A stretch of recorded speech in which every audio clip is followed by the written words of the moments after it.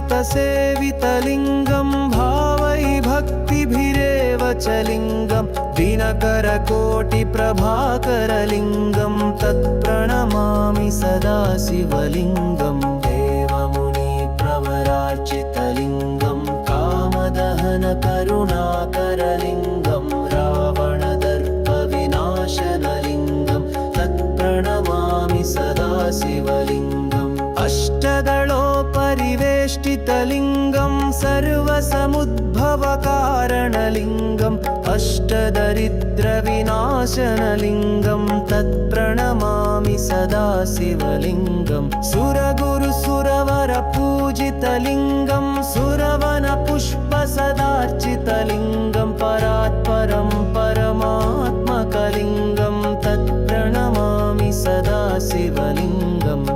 प्रणमामि सदा शिवलिङ्गं प्रणमामि सदा शिवलिङ्गं प्रणमामि सदा शिवलिङ्गं प्रणमामि सदा शिवलिङ्गम्